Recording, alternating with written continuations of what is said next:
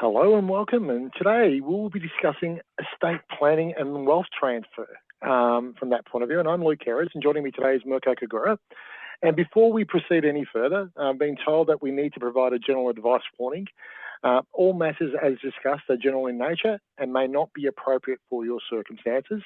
If you're wanting something that's specific to your requirements, please feel free to contact our office and one of our advisors will be more than happy to assist.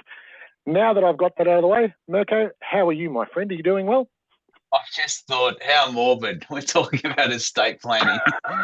When you're having a meeting with clients, and you always get towards the tail end of the meeting, and then you say, "Oh, by the way, on a morbid topic, do you have estate planning in arrangements in place? Do you have a will? Do you have powers of attorney?" But we've got to get them out of the way because these things are proving to be just as important as what's happening in the right now in the wealth accumulation phase, aren't they? I think you're right there, Mirko. And I guess estate planning has become a really complex area for a lot of reasons. I remember, if we think back, you and I have been in the industry now for a while. I always hate thinking back how long we've been in it, but it has been a while. And when we first started doing this, the level of wealth probably was nowhere near the levels that we are seeing today. And estate planning was very simple in those days. It was mum and dad, it was your typical nuclear family, a couple of kids. So estate planning was really just a basic will. You might have some power of attorney documents and so on, and Bob's your uncle. Today, what we're seeing is wealth is a lot larger. What we're seeing is complex family structures. What we're seeing is blended families. What we're seeing is broken families. And what we're seeing is a vast array of actions and activities for a range of reasons from that point of view, which has made this area probably a lot more difficult to navigate. So I guess from that point of view, one thing we do know is that there's going to be, and I guess for the context of our clients here today, and for all our clients out there who've joined us, thank you for joining us today. We love having you on board. The chat function is open. Please feel free to flick your comments across, and we'll try our best to get some responses to you as well from that point of view. But one of the things that we're really, I guess, across Mirko is the fact that there's going to be this massive wealth transfer over the next 20 to 25 years. And from a global perspective, just to put that into context, they're estimating it's going to be somewhere near $85 trillion. Firstly, how many zeros do we have in a trillion? So what do we got? A six in 1,000, nine in a billion. So that'd be 12 in a trillion, I think. I think I've got that right. It's a Yeah, hell of a lot of zeros, and it's a hell of a lot of wealth that is actually going to change hands. Incredible amount.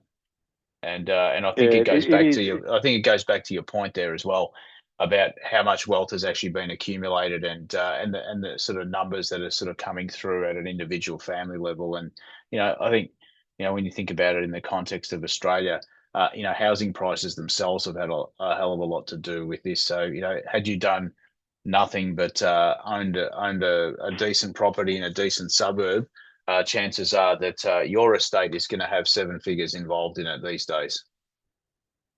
Absolutely, absolutely. And I think the other thing that's also happened there too, Mirko, is there's been a change in attitude and view.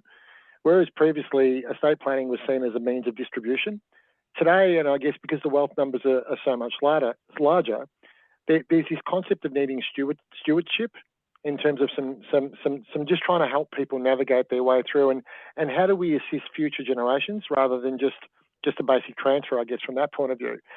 But the thing, and I guess getting back to my points earlier, is what we are seeing is an increasing complexity in family structures. So, the old nuclear family is that's probably less common today. And the more common one is where we're seeing blended families.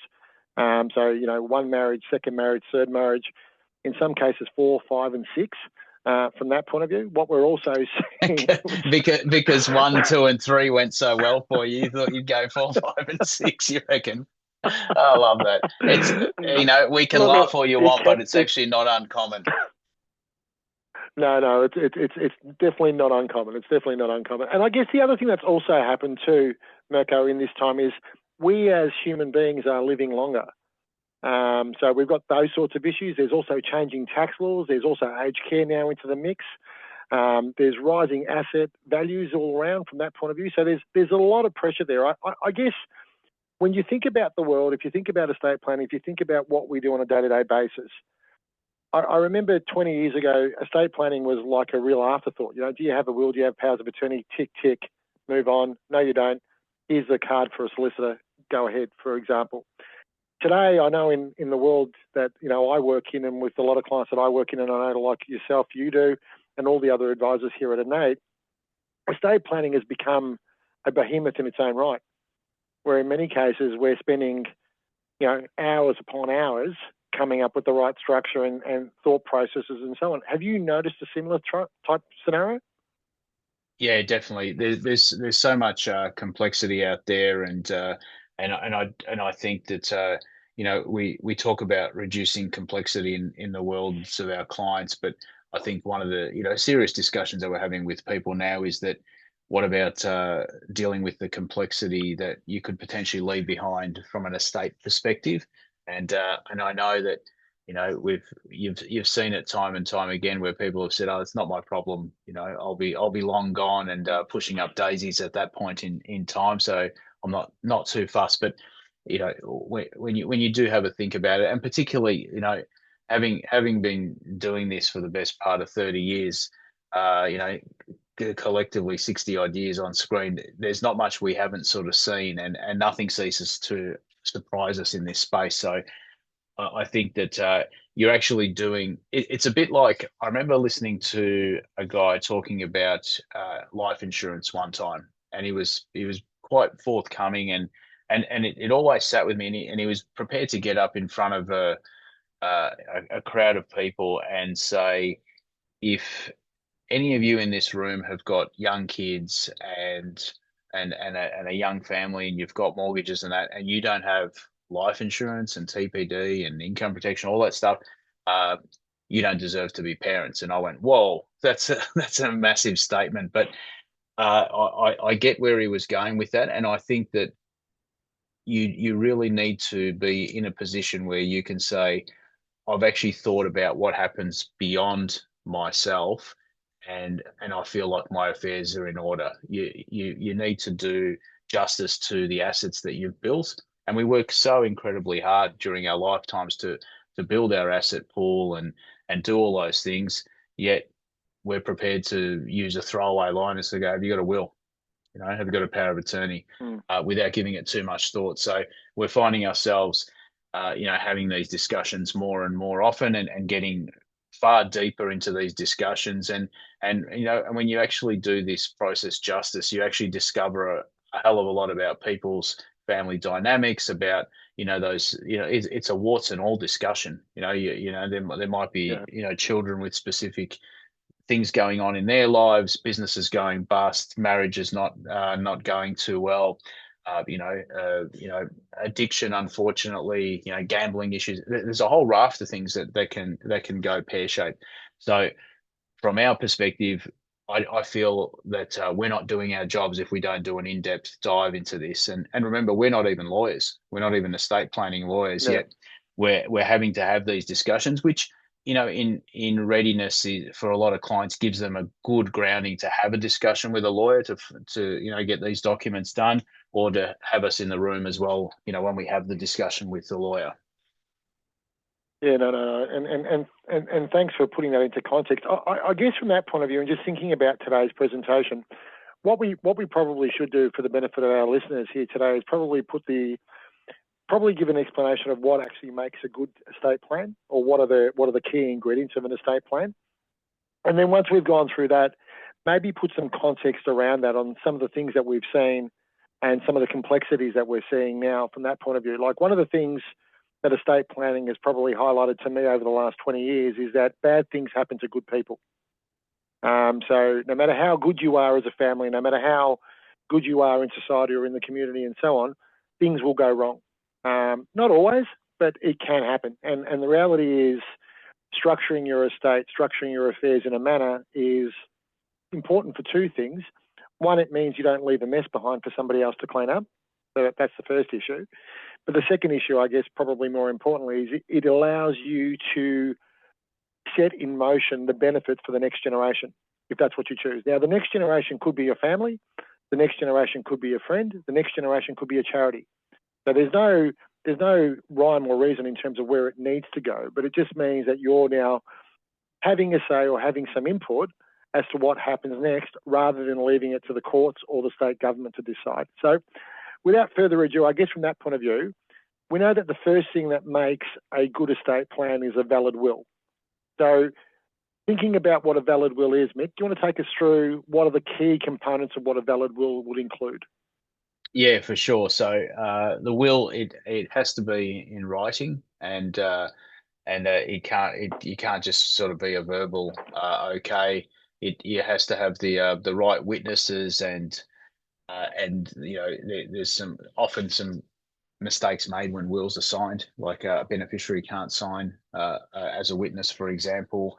Um, the will maker needs to be 18 years of age, uh, and then when you sort of look at it, the will maker also has to be of sound mind, right? So Yep. and that can be quite a testy subject, can't it? When we've seen this quite often, where maybe people have left something too long. Might be elderly parents, and they're sort of like, well, geez, the will wasn't intended to do this, and something happened 10 years ago, but that was never accounted for. And you may be talking to someone now, and then all of a sudden the question of capacity is going to come into call. And one thing that we've certainly seen is that estate planning lawyers are very reluctant to simply allow someone to do a will if they have any inkling that that person may not be cognitively 100%, to the point where they're saying, happy to do new wills for you, but I need you to go to the doctors and get a doctor now to sign off that they feel that cognitively you're okay. Now, I know there's a lot of protecting of each other's backsides here, and but it's really important for people to understand, and quite often people look at us and go, what are you talking to me about wills for? I'm young.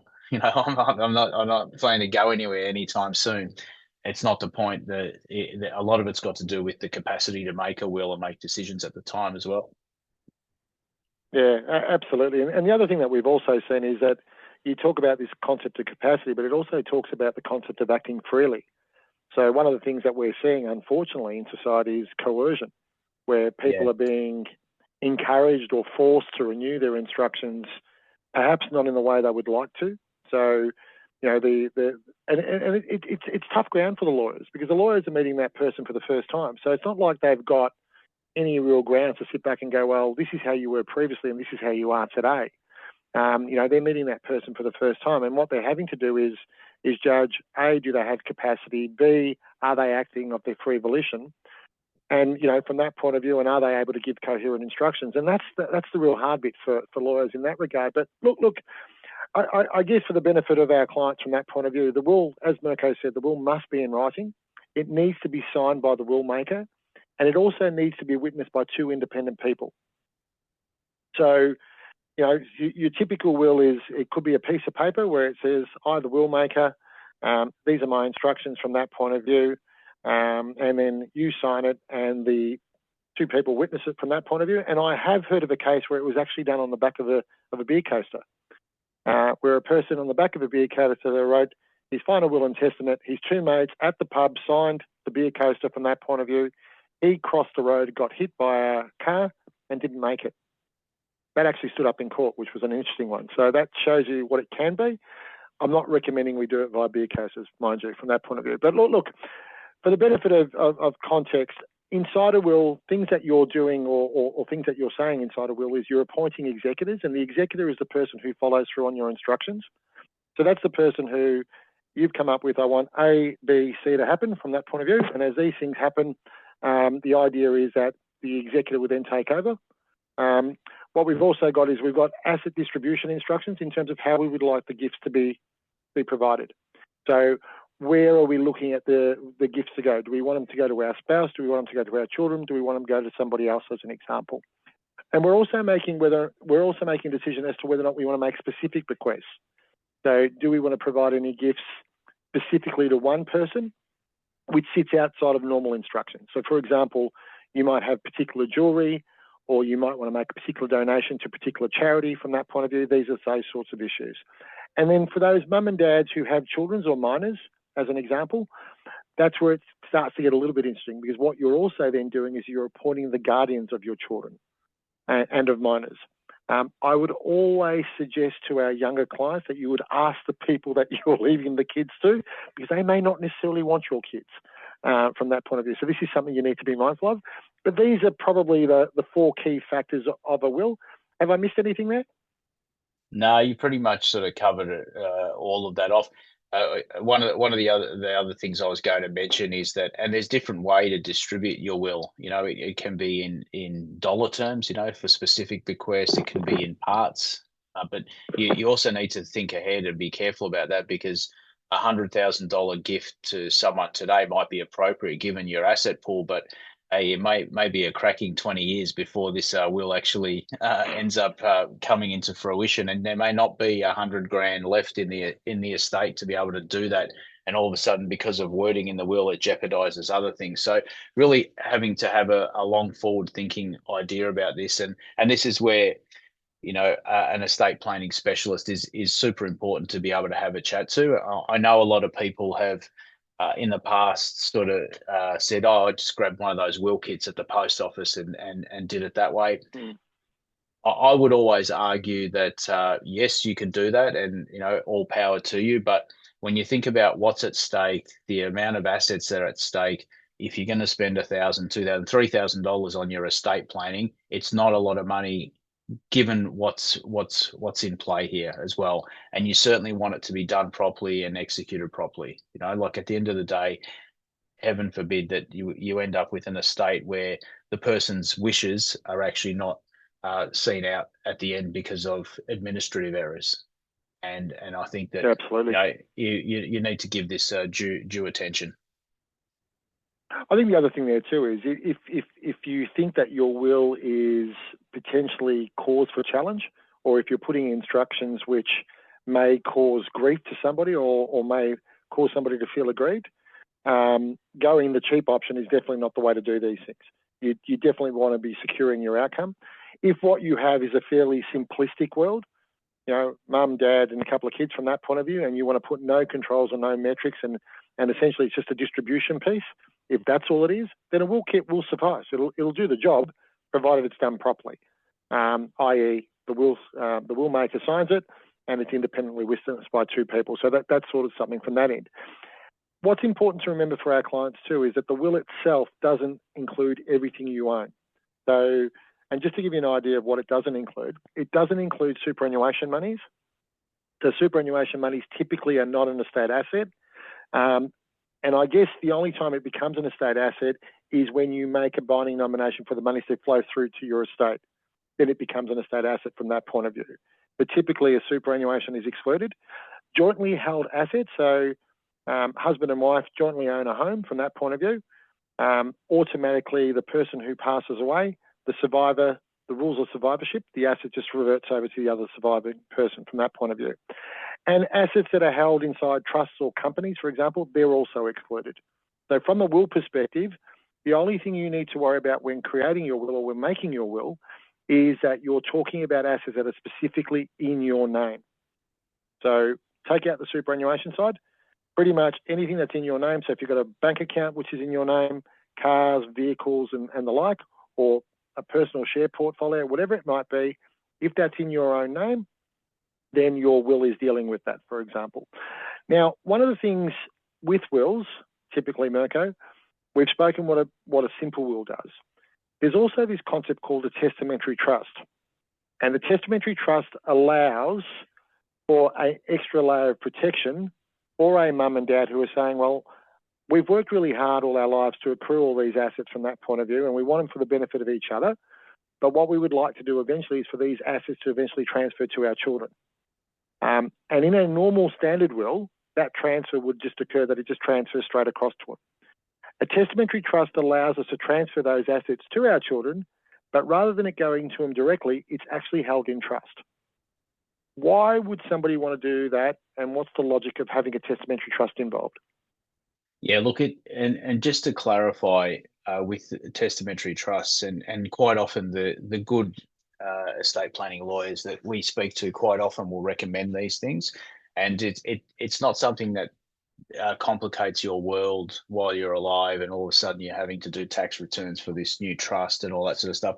It actually comes into force at the when the person passes away as part of the will, and it is actually optional to be executed as well. So if you put a provision for a testamentary trust in the will, it may actually not be used at all if the executors deem it's not necessary, it's not required. If there's circumstances that all of a sudden may warrant the use of a testamentary trust, then it can be done. So the point I'm trying to make here is that if you don't have the provision for it in the will, it can't be used. If you do have the provision in the will, it can actually be bypassed if it's seen fit, right? So, and why are some of the reasons that people might have a testamentary trust in there? It might, if you think about it as, in a typical scenario, to, from husband to wife, vice versa, the first layer of changing of inheritance, then down to the kids equally, perhaps maybe down to grandkids beyond that. What can happen is with the testamentary trust, it's an additional layer where the funds can actually be held in trust for the estate, and then from there they can still get distributed to all of those beneficiaries that you wanted to. But it's almost, imagine if it was like there's $1 million coming into the estate and you park it somewhere, and it's almost a little bit of a safe parking bay just to work out what you're doing from a tax point of view. Is somebody in a marriage that is pretty much on the rocks, and you know that once that person receives that inheritance, it's going to be game on, and the next phone call is probably going to be to a family lawyer? Is it somebody whose business is going belly up and there's already creditors circling, and you certainly don't want monies hitting their personal bank accounts?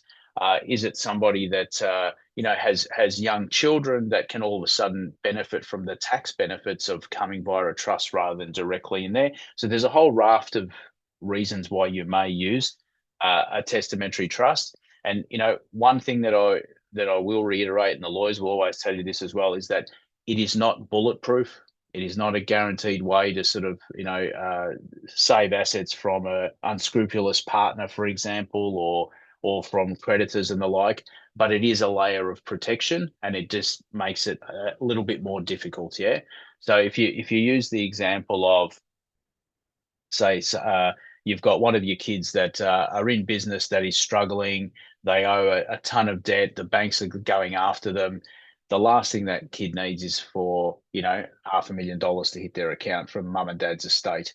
So sitting in the trust, that's a different story, right? So it adds a bit of protection. That person can then have the time to work out their issues, with the creditors and all that sort of stuff, and perhaps a couple of years down the track actually draw upon those assets. So it is additional layer of protection. People get a bit nervous once you start talking about trust, Luke, in a discussion. But one thing I do want to reiterate, it just gives your estate planning, it gives your will that little bit of extra flexibility that could be critically important to that beneficiary one day. And I think your summation there is right, in the sense that the trust itself, if we can give you an analogy, it's putting a fence around the asset. It doesn't mean that the fence is impenetrable. You can always get a ladder to get over the fence, I guess, from that point of view. And people will try invariably, but the more protective clauses you put around something, the harder it is to penetrate. So that's the first point.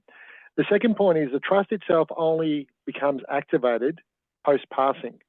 So you've actually got to pass away for the trust to work from that point of view. So you're creating this thing. It's created inside the will, and it becomes effective post that. The trust itself, what we've found is it just affords flexibility, and the flexibility is really important, particularly where people are in complex situations, and having the money land in their account directly is probably not in their best interest at this particular moment in time. One thing parents do like, however, and this has probably been a source of discussion, where parents are always pretty keen or wanting to protect the bloodline, which is fair enough. And in protecting the bloodline, they're saying, well, does that mean that we can stop the family law court from looking through? In theory, the family law court can't go into the testamentary trust and say, well, that money is for David, and hence, because that money is for David, we're going to give half to the partner. It doesn't work that way. What the family law court can do, however, is look at the entitlement and assess what the value of that entitlement is, and then do an offset because of the value of the entitlement sitting inside the family trust versus the settlement of the estate on the other side. So that's what the family law court can do. So the family law court's probably the only court in this country that can look through all structures, and correctly so, because ultimately, when it couldn't look through structures, the situation of leaving people destitute post a marriage separation was one of those issues where people said, well, hang on a sec, we need to fix this problem from that end. From a family trust point, or from a testamentary trust point of view, my experience, Mirko, has probably said that if we're going to include testamentary trust into the mix, it probably increases the drafting of a will to about $2,500 to $3,000 versus a standard will, which is probably $1,000, and that's per couple. Is that a fair summation? Yeah, it's thereabouts. Yeah, like I think from what we've seen, the sort of complex ones. Yeah, you're right. Sort of $2,000 to $3,000, and then the more straightforward ones, sort of $1,000 $1,500 for that. But like I said, you think about it, and you sort of say, we're particularly a lot of people are retired, or they're doing wills and the like, and the thought of spending $2,000 or $3,000 on that stuff. But when you think about what's at stake and what the bigger game is, it really is a drop in the ocean when you think about what you're actually trying to protect here, and ultimately all of those many years of lifetime of work for people then gets translated onto this bit of paper, and ultimately that paper determines whether their wishes get executed the way they wanted to or not. I suggest, and always go back to get the job done properly, and the same way you wouldn't dare let an unqualified mechanic work on your car. Don't do it with your estate planning either. That's a fair point. I think the other thing there too is if we think about it logically, and you and I are both financial nerds in terms of the way we think, so our minds always go back to the numbers. But if you think typically the average client probably sits at about $3 million in terms of net worth, if we include house, if we include assets and all that kind of stuff, so call it $3 million from that point of view. And if the cost to build your estate was $3,000, we're talking about 0.1% of your estate value. So, when you break it down in the numbers, if you were talking about 10% of your estate value, you go, okay, that's a lot of money.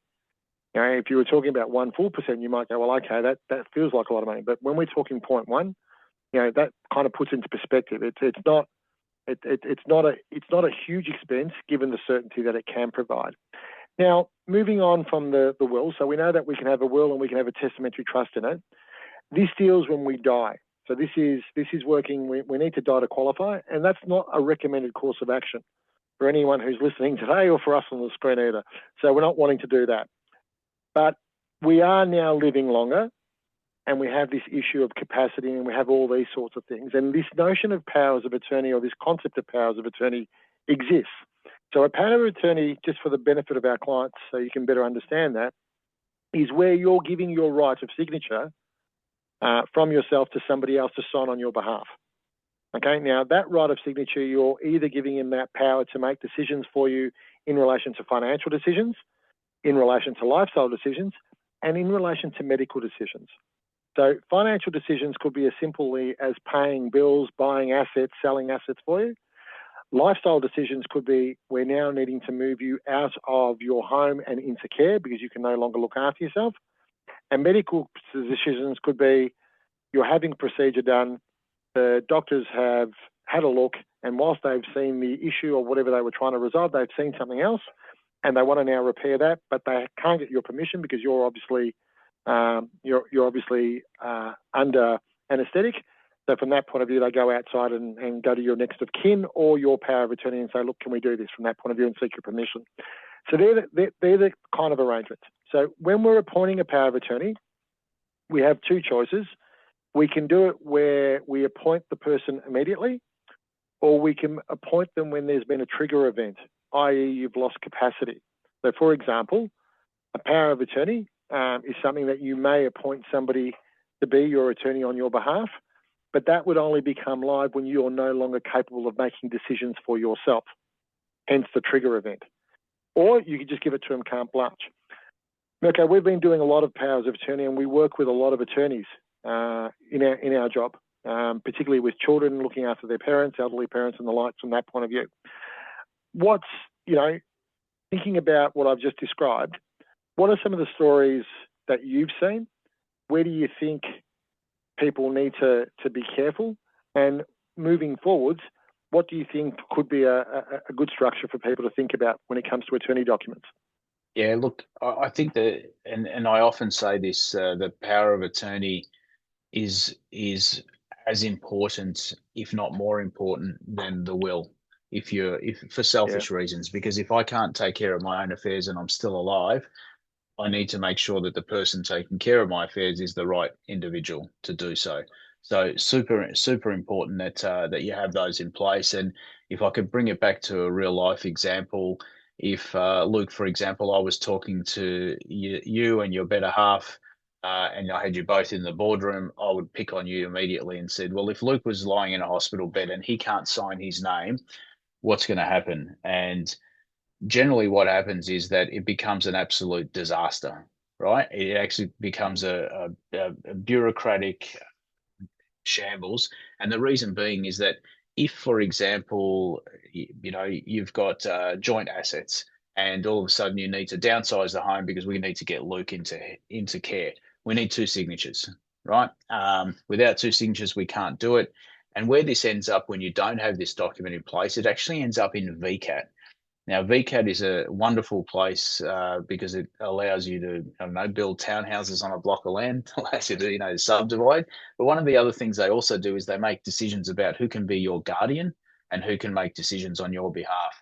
And this can throw up a whole raft of scenarios. It's not uncommon for VCAT to turn around and go, actually, no, I think the state trustees might need to be the guardians in this case, or a family member that's had no involvement in the parents' affairs all of a sudden turns up to VCAT and goes, I want to be part of the decision making process. So having the power of attorney means that you have had to think about who the trusted individual or individuals, it can be joint powers of attorney, are that can actually make decisions on your behalf. And you're right, look, you can have them in force immediately. So if I gave you my power of attorney today, it would be like me handing the pen over and saying, Luke, you now have my signature. Do whatever you want with it. Or it can be a power of attorney where I said, only when a doctor signs off that I don't have the capacity to make decisions does that come into force. So it really is an important document. It is not just for elderly parents and the like, because we don't know what's around the corner. And, we've seen people in their 20s have strokes and be incapacitated and all sorts of terrible stuff. So we always say that as part of your entire estate planning scenario, make sure you tick all those boxes. There has been a lot of changes in the laws around powers of attorney, and there's some state-based stuff as well that you need to be aware of. There's been a raft of changes of names and the like, but essentially the powers of attorney we're talking about are enduring powers of attorney. So enduring means that if you lose your mental capacity, it's still valid. So that's actually quite important. And then the ones around lifestyle and decision making for people, and something that people may be familiar with. If someone has to make decisions about you going into full-time care, for example, that's a decision that needs to be made, can only be done with a power of attorney. So there's one called the supportive power of attorney in Victoria these days that deals with that sort of stuff. But it is certainly a document that we're adamant that you must have, because without it, you will only know you don't have it when the proverbial hits the fan, and then it becomes a real nightmare. Yep. I do recall, Mirko, I reckon I would have been about 27, 26. I was probably a year into my career. And I remember this beautiful family who we worked with for a number of years. And the father became incredibly unwell.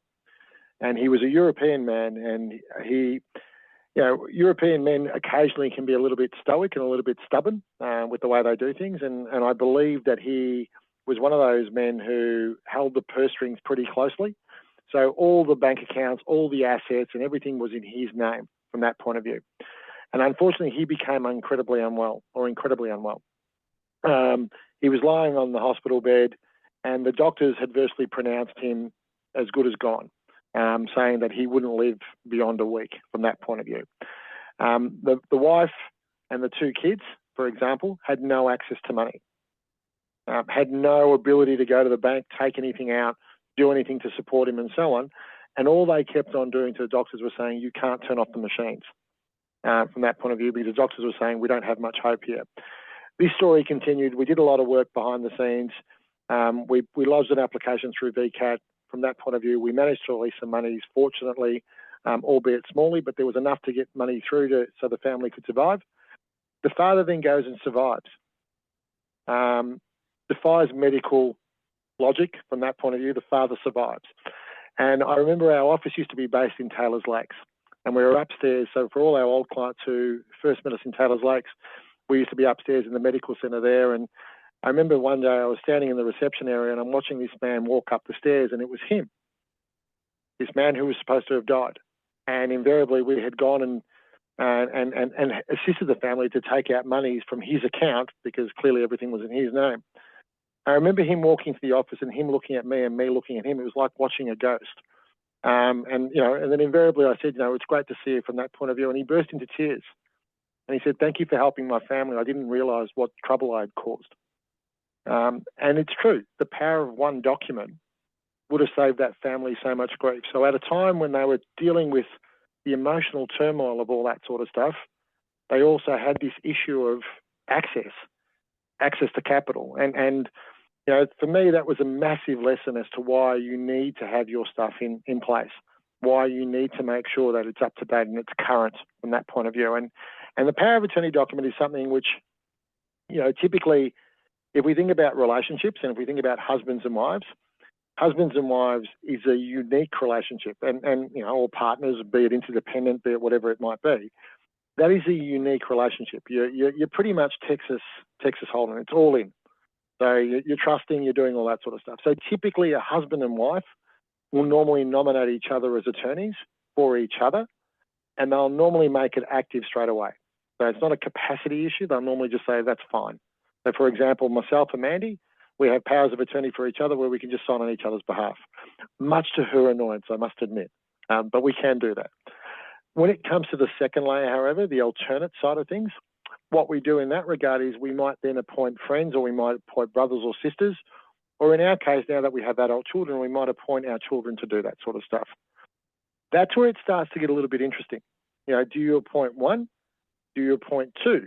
Do you appoint them to act jointly, or do you appoint them to act jointly and severally, where they could act independently of each other? My view is that you would appoint two at all times, and the reason why you would appoint two at all times and you'd have them sign jointly is to mean if one goes rogue, at least you've got the other one to protect you. What's your view, Mirko? Do you have a view, or is it a case-by-case basis? Yeah, my view on once the kids get involved as well is my throwaway line, and parents understand this resonates with them. I said, let's say you've got two kids. If you appointed them severally and one of them stitches you up, it's really going to piss you off. But if you appoint them as joint powers of attorney and they actually collude and they're getting along to stitch mum and dad up, that's okay. You'll live with that, right? So I would much rather the kids had to collude to stitch up the parents. So I'm a big fan of, like, when you go down to that next level of actually having them, make decisions jointly. But that can become problematic as well, if people are in different states or there's 3-4 kids. Yep. And you're trying to have everyone make decisions. At some point in time, you need to be realistic about the powers of attorney and who you're giving it to, and it could be geographic locations. Like, we have plenty of instances where, someone might be, in far north Queensland, one of the kids, it just makes no sense for that person to be involved as power of attorney. Have the two sisters in Melbourne do it, or whatever the other siblings Correct. are, for example. So, but again, urge you to please seek advice on this stuff, because it is such a powerful document. Like, there's a reason that the first word is power. It's a very powerful document. It is, in many instances, it's literally me handing my signature over to someone else and said, whatever I could do as a result of this document, you can now do. So, you don't hand these things out, without consideration. And I'm still bemused, when I read, I don't know, the front page of the Herald Sun, and it'll be some ghastly story about a neighbour who gave power of attorney to their neighbour on the left-hand side, who thought it'd be a great idea to put that through the poker machines or something, right? Be careful what you're doing with the powers of attorney, because they're essentially handing over somebody your signature, your ability to do whatever it is that you could do, particularly if you make it in force immediately. Absolutely, and I think that concept of agency, of giving up one's agency and losing one's agency, is really something you've got to think through. And I think I know with all the clients that we work with, Mirko, we're very clear about explaining what the risks are, making clients aware from that point of view. And I think from that end, you've always got to be mindful of, a power of attorney is something where you appoint someone today, but you can also revoke it the day after too. So just because you've put it in place today doesn't mean that it's in place forever. You can revoke it, you can replace the power of attorney, and so on. So let's say today you have a great relationship with two of your kids, but you have three. And let's say you have a fallout with one of those kids, you can always remove one of those children off the attorney document and replace them from that point of view. That's no issue. The other thing, and probably this is important for clients who have more than two kids, and this is also important for clients who have no kids from that point of view. The clients who have more than two kids, let's say you have two, let's say you have 3, 4, 5, you don't need to have all 5 as powers of attorney. You don't need to have all 5 as executors of your estate either. That complicates the world.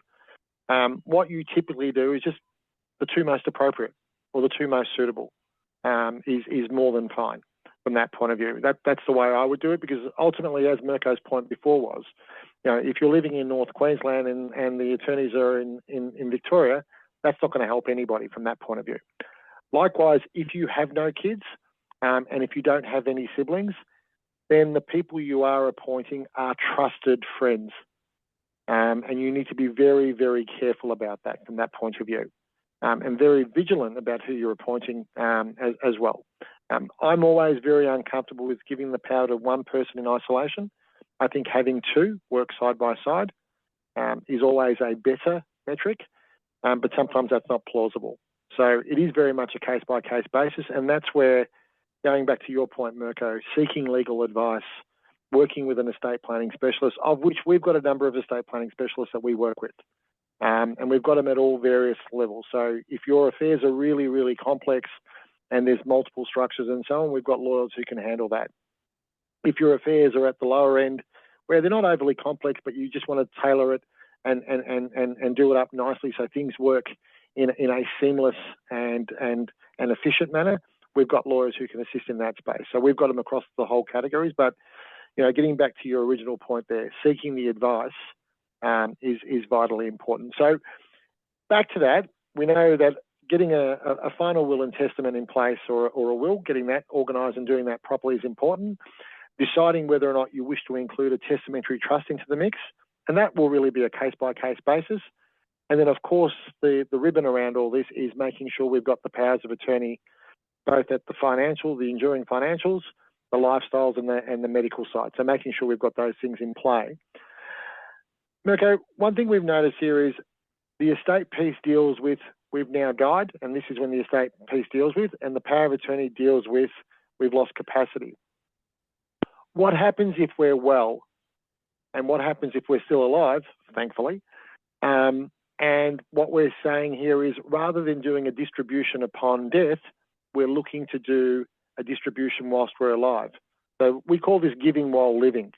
And there is a case, something that we've noticed, and it's probably an emerging trend probably over the last 10 years, and we've got about 15 minutes to go before we finish up today, so I'd really like to tease this out a little bit more if we could, where we're seeing the case for earlier wealth transfer and why that may be the case. And for the benefit of context, 20, 30 years ago, I guess from a client's perspective, when clients walked in, it was very much about no money is going to be transferred until I die. And whatever is left will be transferred at that point in time.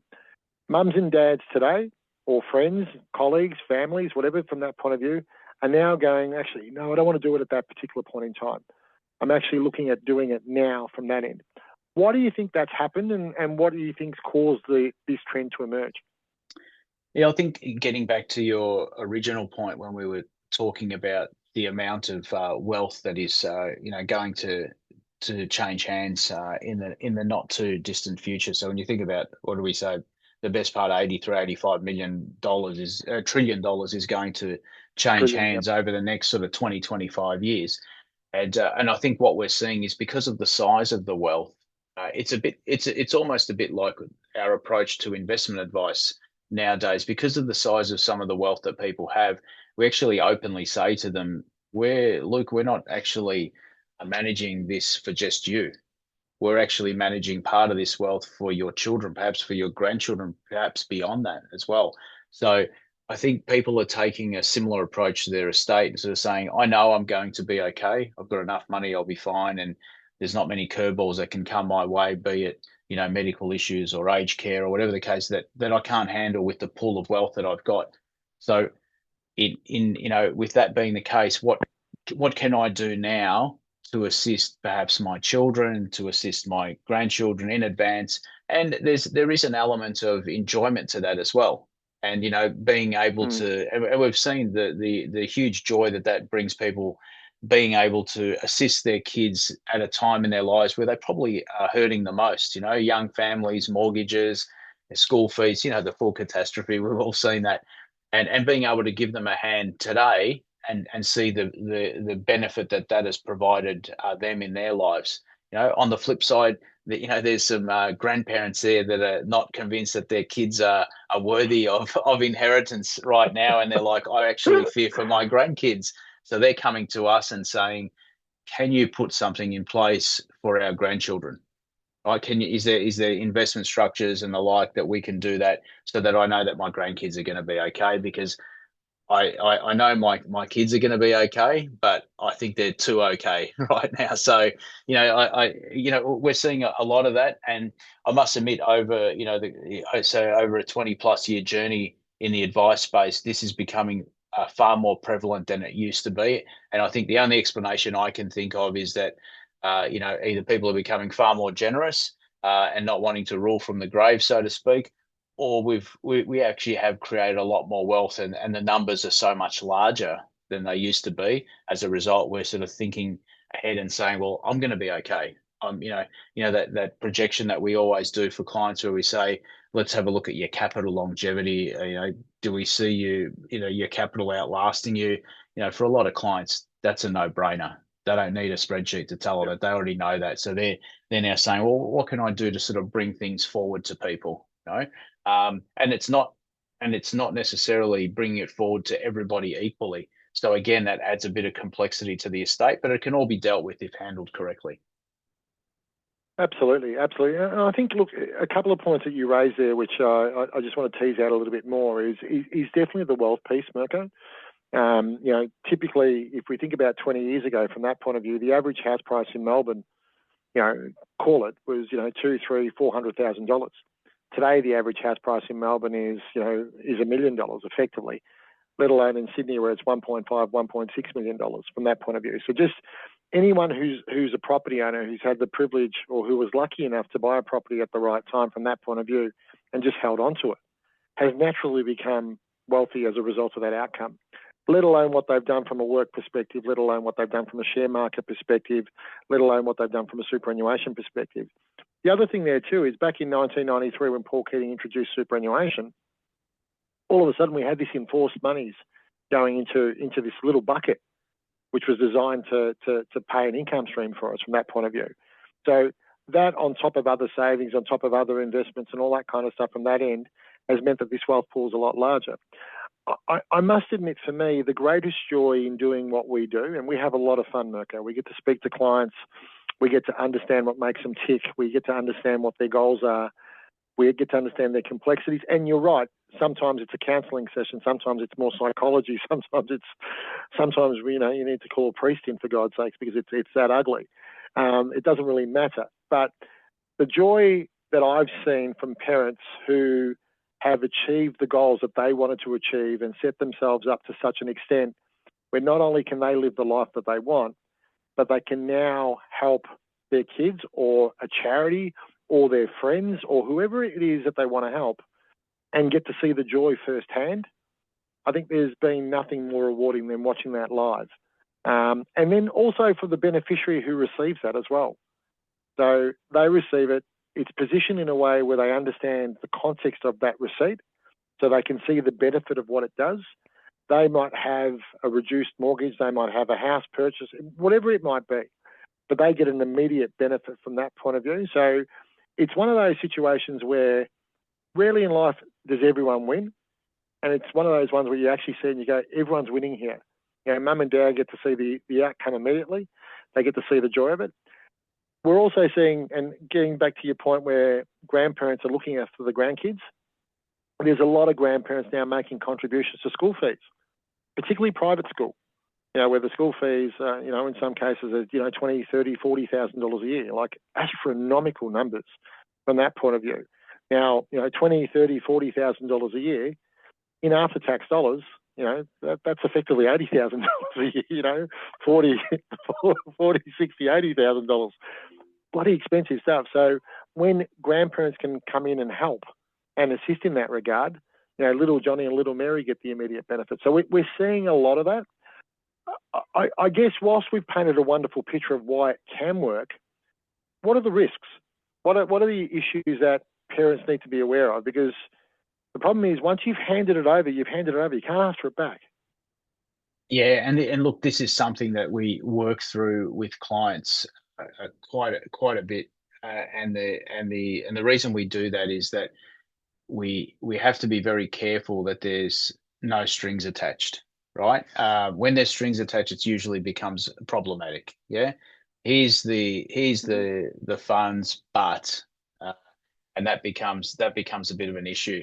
So, and you know, one of the things we're very clear on, particularly, unfortunately, we get into situations where parents are so generous with you know, with children and the like, that they're actually doing things to their own detriment, and then we're having to sort of pull back and you know, not to the popularity of some of these kids, by the way, every now and then sort of say, Champ, this is not about your retirement. This is about mum and dad's right now. And, you know, the concern is if, and we, you know, we'll openly ask questions like, if one of you needed to go into aged care, it's not uncommon today that we have to find $600,000 or $700,000 as a, you know, refundable accommodation deposit. What happens when we hand over most of our hard earned to help the kids? We're trying to help them, give them a start. Is that to our detriment?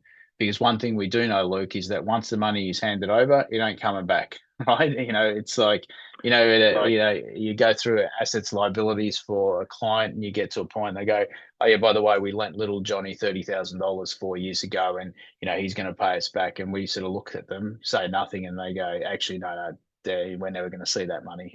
Let's just not call that an asset. Yeah, let's call it a gift for what it is." So that is one of the things that we're very conscious of. We need to be concerned about, and you know, like I said, unfortunately, you know, loved ones can also let you down.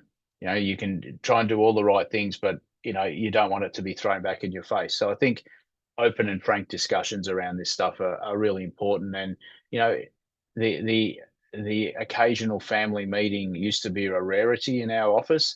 It's no longer a rarity now, where you may have, you know, a couple of generations, a dozen people in your office, and you're having open and frank discussions about these type of things, because you're trying to put a set of rules in place and make sure that everybody is on the same page. And I think it's amazing, because you know, intergenerational wealth advice for us is super important, because it's the legacy stuff we're talking about, and sort of saying, you know, all of that hard work, you know, being done, we want it to end up you know, in the right hands, and used for hopefully the right purposes. You know, the cynic in me says that, you know, we're getting around to that, you know, the third generation that they talk about, you know, the first generation building wealth, the second sort of maintaining it and the like, but the third generation, you know, squandering it and blowing it all up.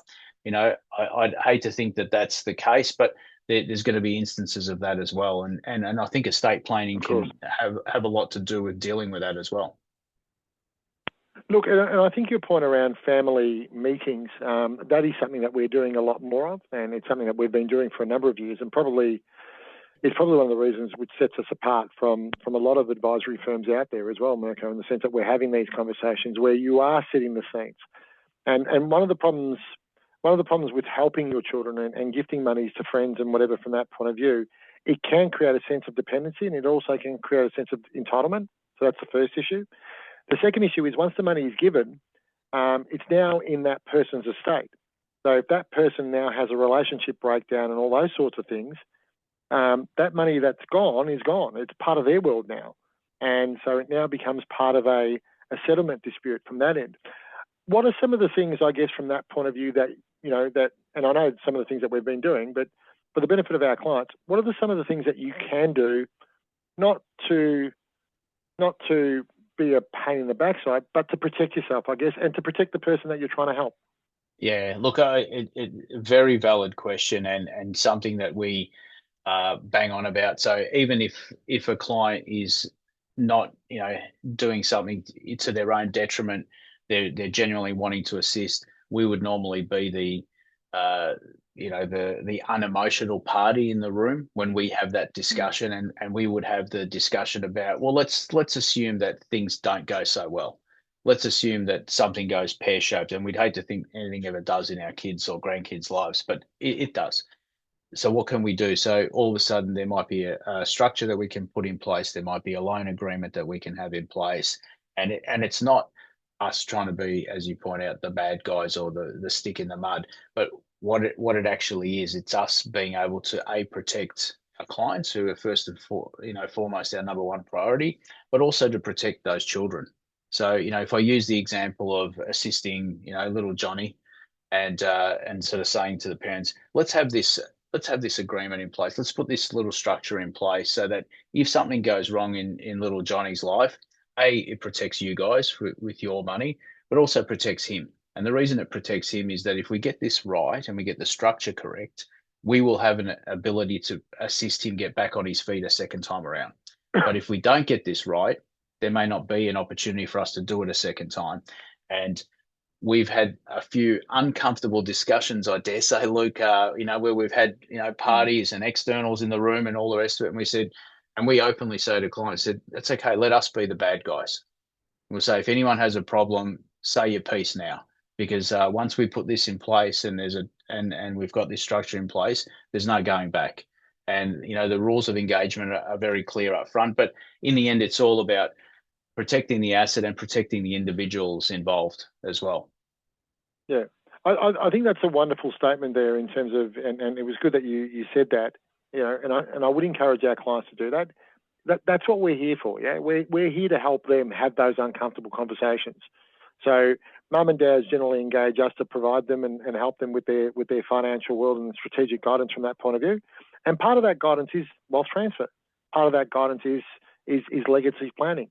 So from that point of view, when mum and dads are trying to position this with their kids or whatever they're doing from that point of view, use us as the people saying, hey, these are the guys forcing it. We're not thinking it's a great idea.